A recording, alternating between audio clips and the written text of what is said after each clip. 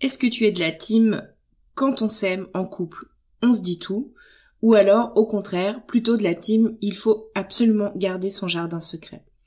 Dans les deux cas, je te propose d'écouter cet épisode, ça va t'intéresser. Et si je te parlais d'amour?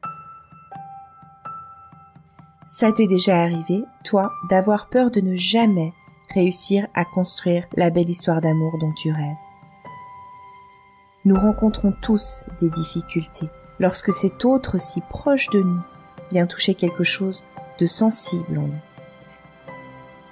Bienvenue sur L'amour n'est pas un conte de fées, le podcast qui t'apporte des clés essentielles pour t'aider à enfin t'épanouir dans une relation. Je suis Amandine, thérapeute et coach en intelligence amoureuse, et je crois en la magie de l'amour. Ici, on parlera croyances, peurs, blessures émotionnelles, entre autres, et aussi de ta magie unique, celle qui fait que tu es tellement aimable. On y va? Tu me suis pour laisser tes freins dans le passé?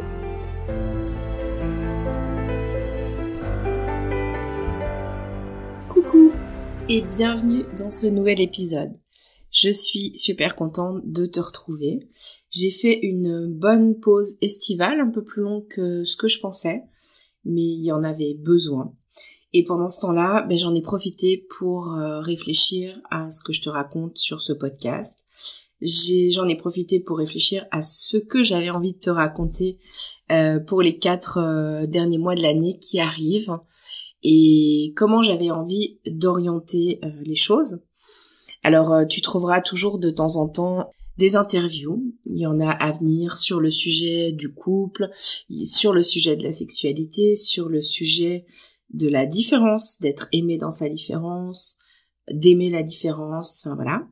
Et puis, pour ce qui concerne les épisodes solo, il y en aura sans doute sous le format que tu connais déjà. Et puis aussi, certains qui visent à être vraiment des épisodes très pratiques, avec des questions assez spécifiques. D'ailleurs, pour ça, je t'invite, si ça t'intéresse, si tu as quelque chose sur le feu en ce moment, que tu sois célibataire ou que tu sois en couple, si tu as envie que je réponde à une question ici sur ce podcast, tu peux venir me la poser sur mon compte Instagram, Amandine_lovecoach, et je me ferai un plaisir d'en faire un épisode. Donc aujourd'hui, le sujet, c'est doit-on tout se dire en couple? Donc la question c'est, est-ce que je dois tout dire à mon partenaire et est-ce que je dois attendre de mon partenaire qu'il me dise tout? Pourquoi j'ai choisi ce sujet? Parce que je trouve que c'est un sujet assez récurrent, autant dans mes accompagnements que dans mon entourage, et c'est une question que je me suis déjà posée pas mal de fois, que je me repose en ce moment.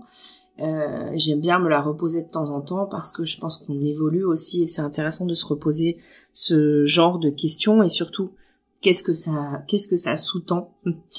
Je pense aussi que c'est une question à laquelle la réponse n'est pas facile et j'ai envie de répondre déjà comme ça en 2 secondes.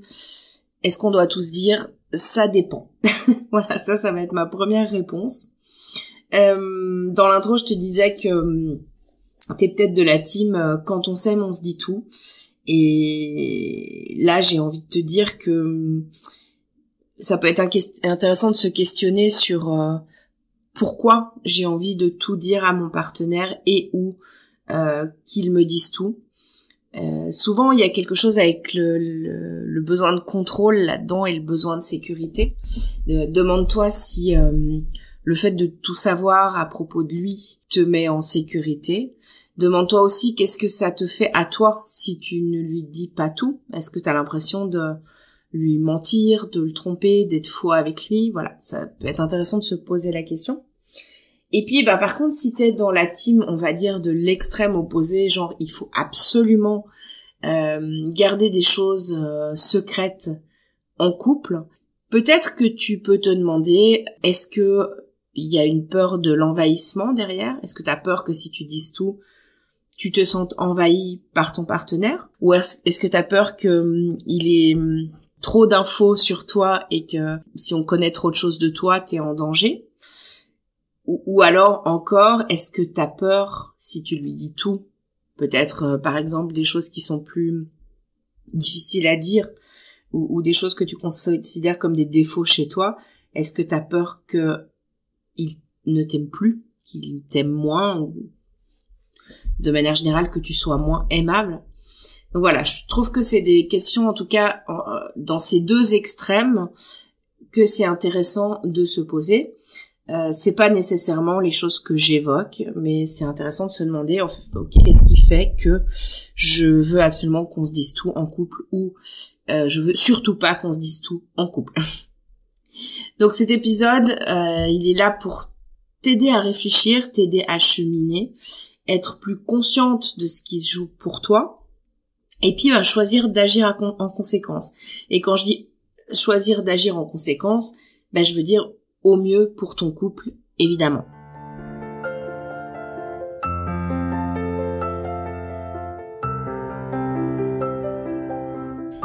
Alors déjà, ça veut dire quoi tout? Doit-on tout se dire en couple? Il y aura sans doute d'autres exemples. D'ailleurs, s'il y en a d'autres qui te viennent, je serais heureuse de les connaître. N'hésite pas à venir m'en parler. Là, les choses auxquelles j'ai pensé à te transmettre, c'est par exemple ton passé. Quand je dis ton passé, je parle autant de ton passé familial, de ton éducation, de comment t'as grandi, que de tes relations amoureuses passées, par exemple. Dans ce tout, il peut y avoir aussi tes émotions, les choses que tu ressens quand tu es en interaction avec ton partenaire, suite à un comportement ou une phrase qu'il a eue, par exemple. Tout, ça peut être aussi ce que tu fais, les gens que tu vois, ton agenda, ton organisation, etc.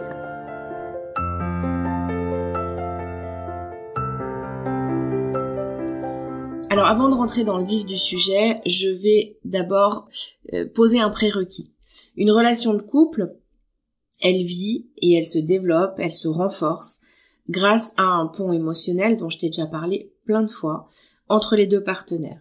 Et ce pont émotionnel, on pourrait dire que c'est un peu comme un être auquel on donne naissance. Ce pont émotionnel, il faut donc le créer à l'origine quand on débute une relation. Et puis ensuite, il faut le nourrir. Et le nourrir, en prendre soin, et le nourrir à deux. Et sa nourriture préférée, à ce pont émotionnel, c'est l'authenticité et la vulnérabilité. Et évidemment, tout ça, c'est soutenu par une communication de qualité entre les partenaires, le fait de ne pas chercher à changer l'autre et que l'autre ne cherche pas à nous changer, donc l'acceptation de sa différence, de l'altérité, et puis l'engagement, l'investissement dans la relation. Et la dernière chose que je dirais, c'est que dans cette relation, chacun a besoin d'être aimé pour qui il est. Donc, doit-on tout se dire en couple? Je vais poser ça là tout de suite. Je pense qu'on doit pouvoir tout se dire en couple, tout dire à l'autre, mais on ne doit pas forcément tout lui dire. Et là, du coup, ça dépend. Et pour moi, c'est particulièrement l'intention qui compte. C'est-à-dire pourquoi est-ce que je veux lui dire telle ou telle chose ou ne pas lui dire telle ou telle chose. Mais c'est clair, tu dois pouvoir en tout cas te livrer à lui pour qu'il sache qui tu es. Parce que ce n'est qu'en sachant qui tu es qu'il pourra faire le choix de t'aimer en vérité et que c'est juste pour toi que tu te donnes l'opportunité, la chance d'être aimé en vérité par quelqu'un.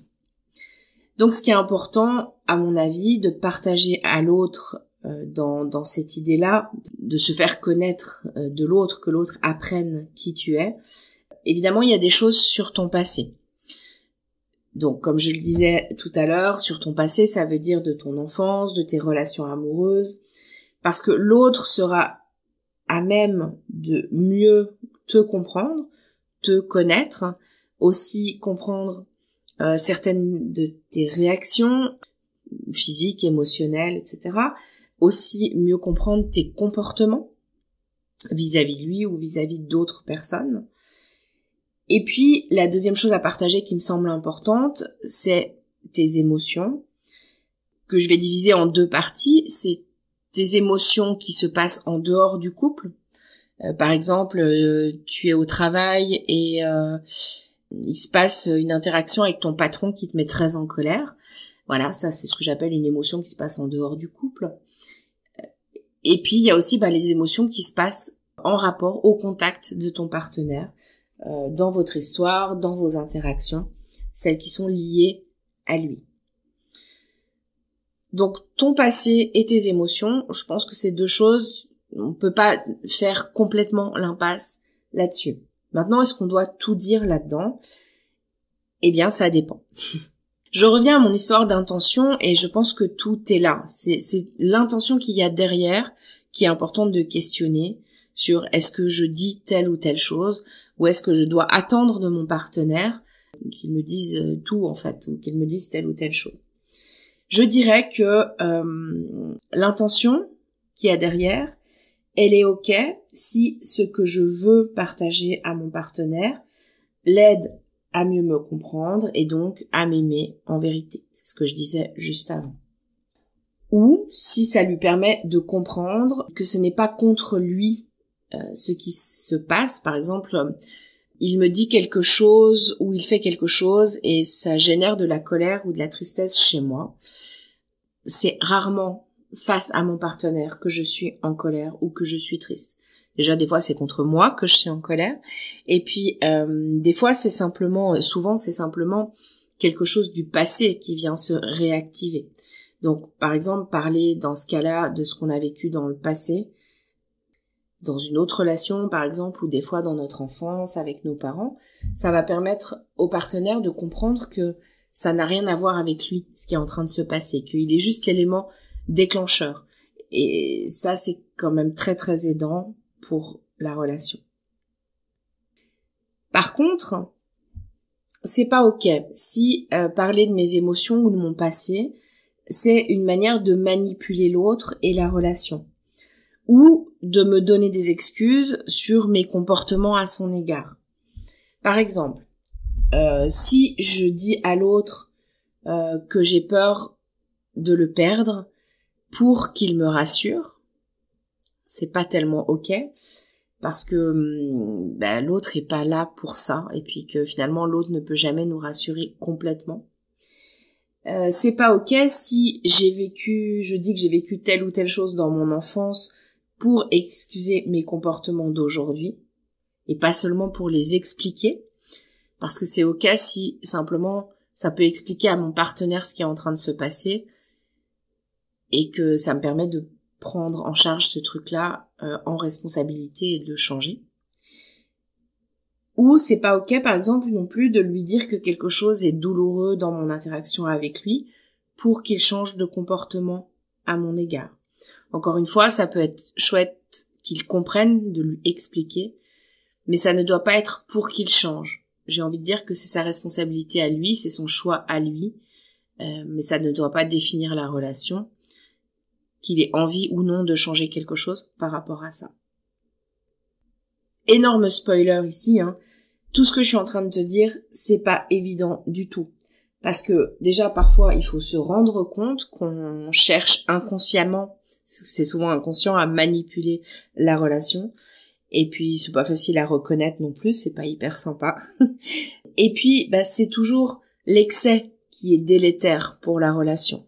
On doit beaucoup arriver à se rassurer soi-même, par exemple, mais c'est pas exclu une fois ou l'autre d'avoir besoin d'être rassuré par son partenaire. Donc tout ce que je dis là, quand je dis c'est pas ok quand c'est dans l'excès. Après, encore une fois, l'intention de dire quelque chose au partenaire est ok si c'est pour te montrer authentique et vulnérable et que ça permet de prendre soin du pont émotionnel entre vous et de l'espace de la relation. Par contre, c'est pas ok si c'est quelque chose qui fait vraiment partie de ton jardin secret et qui n'impacte pas la relation.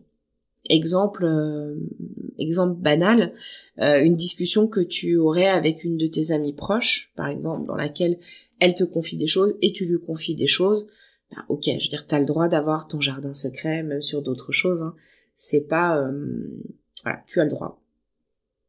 Et puis dernier point, l'intention, elle est ok de dire les choses à ton partenaire si c'est quelque chose que tu n'arrives pas ou pas encore à bien gérer émotionnellement et qui peut avoir un impact sur ta relation avec lui. Parce que là aussi, c'est prendre soin du lien. Mais par contre, c'est pas ok si tu n'en parles pas à l'autre pour le protéger et que ça a l'impact que tu craignais, c'est-à-dire impacter la relation. Déjà parce que l'autre n'est pas un petit animal fragile à protéger, ça c'est la première chose que j'ai envie de te dire. Et puis la deuxième, c'est parce que si cela impacte la relation de ne pas le dire, alors c'est contre-productif, il vaut mieux en parler. Pour ça, j'ai envie de te partager une situation vécue. Ça sera beaucoup plus clair, je pense, à comprendre.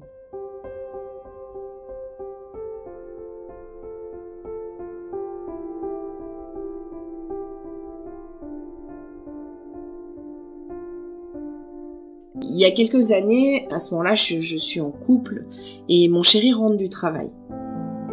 Je le sens pas comme d'habitude. Il est un peu bizarre. Enfin, il est pas comme d'habitude. Il est pas attentif à ce que je lui dis. Enfin, je sais pas, il y a quelque chose qui se passe. Donc, par 2 ou 3 fois, je lui demande, mais ça va? Qu'est-ce qui se passe? Et il m'assure que tout va bien. Donc, ok, bon, on passe à autre chose et puis, la soirée se déroule.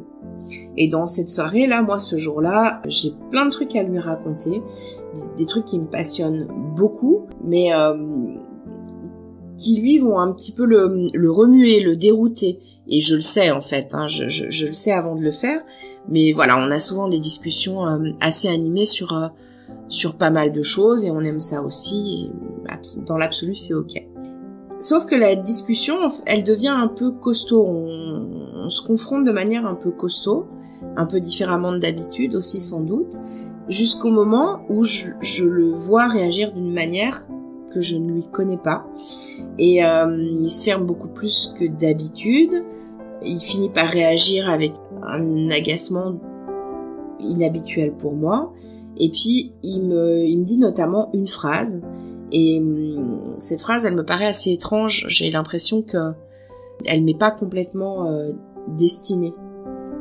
Et puis quelques jours plus tard, il m'explique que ce jour-là, avant d'arriver à la maison, il avait croisé son ex dans la rue et que ça avait ravivé des douleurs de son passé. Et puis il avait fait le choix de ne pas m'en parler parce que il ne voulait pas me faire porter quelque chose et que il ne voulait pas et qu'il voulait me protéger en fait, il voulait préserver la relation. Mais en fait, ce qu'il n'avait pas géré dans ses émotions de ce moment-là, finalement, c'est venu se mettre entre nous. Et ce qui s'est passé dans ses comportements de ce soir-là et dans ce qu'il a pu dire aussi, en fait, c'était des choses qui étaient ravivées de son ancienne relation et qui effectivement ne m'étaient pas destinées à 100%.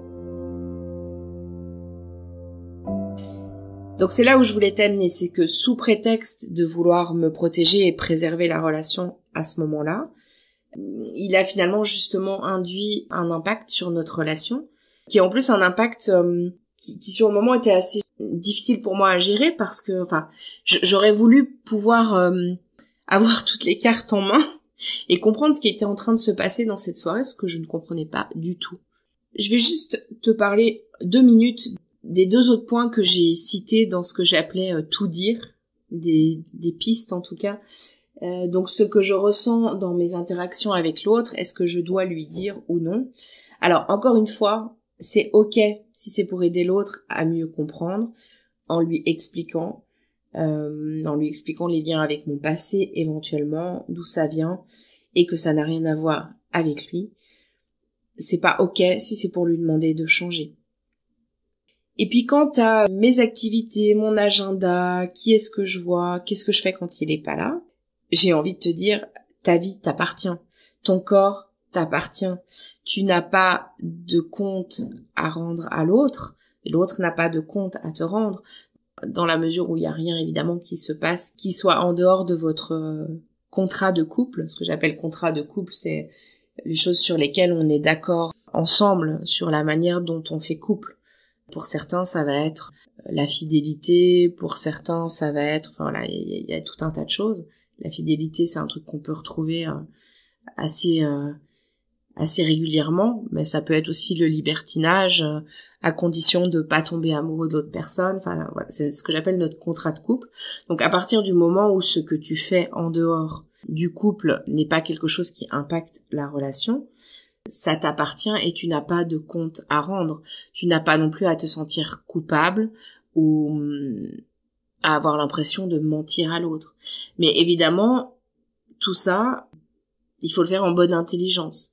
C'est clair que si tu passes dans l'extrême opposé et si tu caches à l'autre ce que tu fais et qu'il ne sait jamais où tu es, ça va pas non plus créer de sécurité dans la relation et ça va pas prendre soin du lien. Donc, en conclusion, je pense qu'on doit pouvoir tout se dire et pouvoir tout accueillir de l'autre. Des fois, il nous faut du temps pour le faire et c'est normal parce qu'on est des individus différents, mais qu'on ne doit pas forcément tout dire. Que ce qui est important de prendre en compte, c'est l'intention derrière le fait de dire ou de ne pas dire et que cette intention, elle doit toujours être au service de la relation. Et on devrait toujours se demander ce qui sert le plus la relation à ce moment-là.